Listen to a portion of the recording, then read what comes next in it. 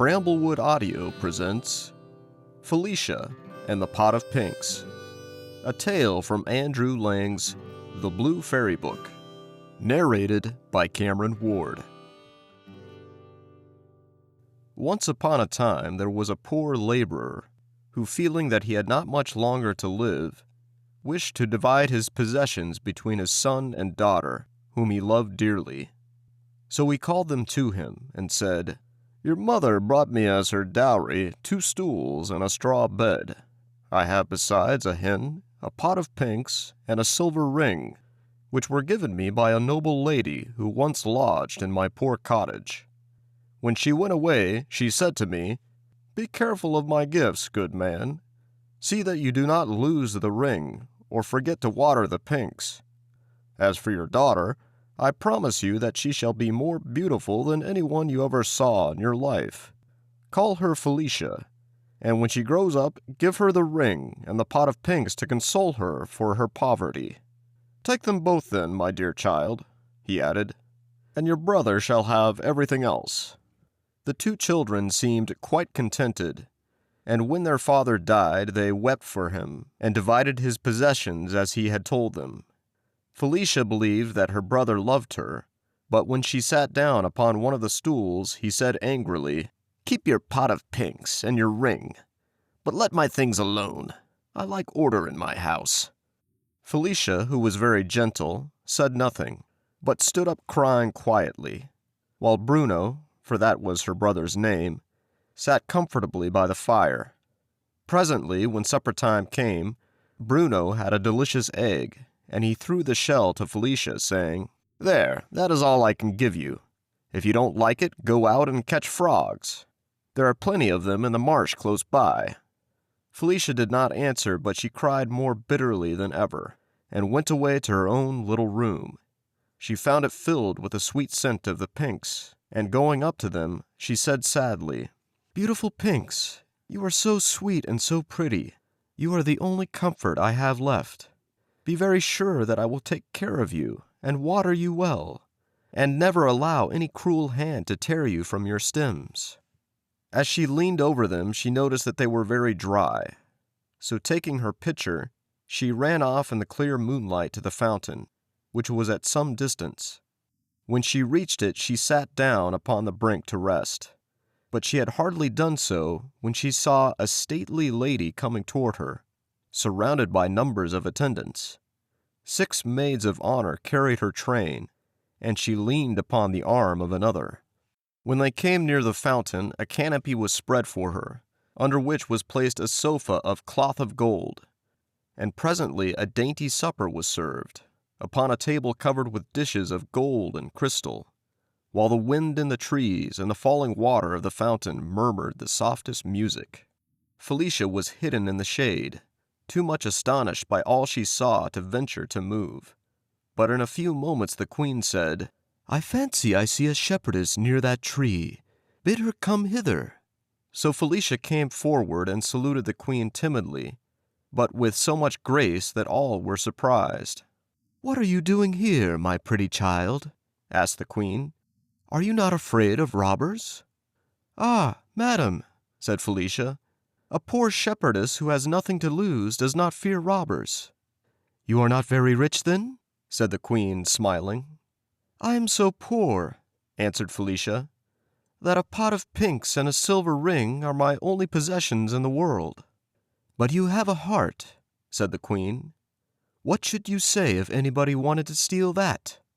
"I do not know what it is like to lose one's heart, madam," she replied, "but I have always heard that without a heart one cannot live, and if it is broken, one must die, and in spite of my poverty, I should be sorry not to live." "You are quite right to take care of your heart, pretty one," said the queen. "But tell me, have you supped?" "No, madam," answered Felicia. "My brother ate all the supper there was." Then the queen ordered that a place should be made for her at the table, and herself loaded Felicia's plate with good things. But she was too much astonished to be hungry. "I want to know what you were doing at the fountain so late," said the queen presently. "I came to fetch a pitcher of water for my pinks, madam," she answered, stooping to pick up the pitcher which stood beside her. But when she showed it to the queen, she was amazed to see that it had turned to gold, all sparkling with great diamonds, and the water, of which it was full, was more fragrant than the sweetest roses. She was afraid to take it until the queen said, "It is yours, Felicia. Go and water your pinks with it, and let it remind you that the Queen of the Woods is your friend." The shepherdess threw herself at the queen's feet and thanked her humbly for her gracious words. "Ah, madam," she cried, "if I might beg you to stay here a moment, I would run and fetch my pot of pinks for you. They could not fall into better hands." "Go, Felicia," said the queen, stroking her cheek softly. "I will wait here until you come back." So Felicia took up her pitcher and ran to her little room. But while she had been away, Bruno had gone in and taken the pot of pinks, leaving a great cabbage in its place. When she saw the unlucky cabbage, Felicia was much distressed, and did not know what to do. But at last she ran back to the fountain, and kneeling before the queen, said, "Madam, Bruno has stolen my pot of pinks, so I have nothing but my silver ring. But I beg you to accept it as a proof of my gratitude." "But if I take your ring, my pretty shepherdess," said the queen, "you will have nothing left, and what will you do then?" "Ah, madam," she answered simply, "if I have your friendship, I shall do very well." So the queen took the ring and put it on her finger, and mounted her chariot, which was made of coral studded with emeralds, and drawn by 6 milk-white horses. And Felicia looked after her until the winding of the forest path hid her from her sight, and then she went back to the cottage, thinking over all the wonderful things that had happened. The first thing she did when she reached her room was to throw the cabbage out of the window. But she was very much surprised to hear an odd little voice cry out, "Oh, I am half killed," and could not tell where it came from because cabbages do not generally speak. As soon as it was light, Felicia, who was very unhappy about her pot of pinks, went out to look for it, and the first thing she found was the unfortunate cabbage. She gave it a push with her foot, saying, "What are you doing here, and how dared you put yourself in the place of my pot of pinks?" "If I hadn't been carried," replied the cabbage, "you may be very sure that I shouldn't have thought of going there." It made her shiver with fright to hear the cabbage talk, but he went on, "If you will be good enough to plant me by my comrades again, I can tell you where your pinks are at this moment, hidden in Bruno's bed." Felicia was in despair when she heard this, not knowing how she was going to get them back. But she replanted the cabbage very kindly in his old place, and as she finished doing it, she saw Bruno's hen, and said, catching hold of it, "Come here, horrid little creature. You shall suffer for all the unkind things my brother has done to me." "Ah, shepherdess," said the hen, "don't kill me. I am rather a gossip, and I can tell you some surprising things that you will like to hear. Don't imagine that you are the daughter of the poor laborer who brought you up. Your mother was a queen who had 6 girls already, and the king threatened that unless she had a son who could inherit his kingdom, she should have her head cut off. So when the queen had another little daughter, she was quite frightened and agreed with her sister, who was a fairy, to exchange her for the fairy's little son. Now the queen had been shut up in a great tower by the king's orders, and when a great many days went by, and still she heard nothing from the fairy, she made her escape from the window by means of a rope ladder, taking her little baby with her. After wandering about until she was half dead with cold and fatigue, she reached this cottage. I was the laborer's wife, and was a good nurse, and the queen gave you into my charge, and told me all her misfortunes, and then died before she had time to say what was to become of you. As I never in all my life could keep a secret, I could not help telling this strange tale to my neighbors. And one day a beautiful lady came here, and I told it to her also. When I had finished, she touched me with a wand she held in her hand, and instantly I became a hen, and there was an end of my talking. I was very sad, and my husband, who was out when it happened, never knew what had become of me. After seeking me everywhere, he believed that I must have been drowned or eaten up by wild beasts in the forest. That same lady came here once more and commanded that you should be called Felicia, and left the ring and the pot of pinks to be given to you. And while she was in the house, 25 of the king's guards came to search for you, doubtless meaning to kill you. But she muttered a few words, and immediately they all turned into cabbages. It was one of them whom you threw out of your window yesterday. I don't know how it was that he could speak. I have never heard either of them say a word before, nor have I been able to do it myself, until now." The princess was greatly astonished at the hen's story, and said kindly, "I am truly sorry for you, my poor nurse, and wish it was in my power to restore you to your real form. But we must not despair. It seems to me, after what you have told me, that something must be going to happen soon. Just now, however, I must go and look for my pinks, which I love better than anything in the world." Bruno had gone out into the forest, never thinking that Felicia would search in his room for the pinks, and she was delighted by his unexpected absence, and thought to get them back without further trouble. But as soon as she entered the room, she saw a terrible army of rats, who were guarding the straw bed, and when she attempted to approach it, they sprang at her, biting and scratching furiously. Quite terrified, she drew back, crying out, "Oh, my dear pinks! How can you stay here in such bad company?" Then she suddenly bethought herself of the pitcher of water, and hoping that it might have some magic power, she ran to fetch it, and sprinkled a few drops over the fierce-looking swarm of rats. In a moment not a tail or a whisker was to be seen. Each one had made for his hole as fast as his legs could carry him, so that the princess could safely take her pot of pinks. She found them nearly dying for want of water, and hastily poured all that was left in the pitcher upon them. As she bent over them, enjoying their delicious scent, a soft voice that seemed to rustle among the leaves said, "Lovely Felicia, the day has come at last when I may have the happiness of telling you how even the flowers love you and rejoice in your beauty." The princess, quite overcome by the strangeness of hearing a cabbage, a hen, and a pink speak, and by the terrible sight of an army of rats, suddenly became very pale and fainted away. At this moment in came Bruno. Working hard in the heat had not improved his temper, and when he saw that Felicia had succeeded in finding her pinks, he was so angry that he dragged her out into the garden and shut the door upon her. The fresh air soon made her open her pretty eyes, and there before her stood the queen of the woods, looking as charming as ever. "You have a bad brother," she said. "I saw he turned you out. Shall I punish him for it?" "Ah, no, madam," she said. "I am not angry with him." "But supposing he was not your brother after all, what would you say then?" asked the queen. "Oh, but I think he must be," said Felicia. "What?" said the queen.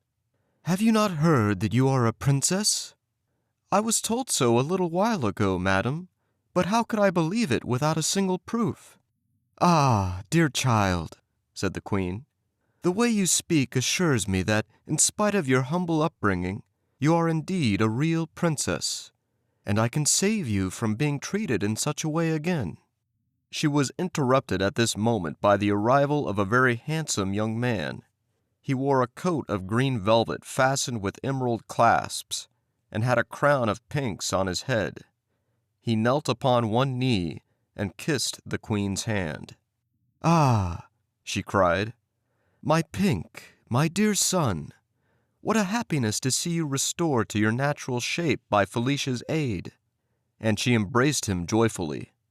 Then, turning to Felicia, she said, "Charming princess, I know all the hen told you, but you cannot have heard that the zephyrs, to whom was entrusted the task of carrying my son to the tower, where the queen, your mother, so anxiously waited for him, left him instead in a garden of flowers, while they flew off to tell your mother, whereupon a fairy with whom I had quarreled changed him into a pink, and I could do nothing to prevent it.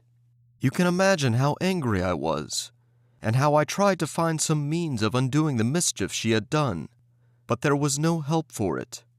I could only bring Prince Pink to the place where you were being brought up, hoping that when you grew up he might love you, and by your care be restored to his natural form. And you see, everything has come right as I hoped it would. Your giving me the silver ring was the sign that the power of the charm was nearly over, and my enemy's last chance was to frighten you with her army of rats. That she did not succeed in doing. So now, my dear Felicia, if you will be married to my son with this silver ring, your future happiness is certain.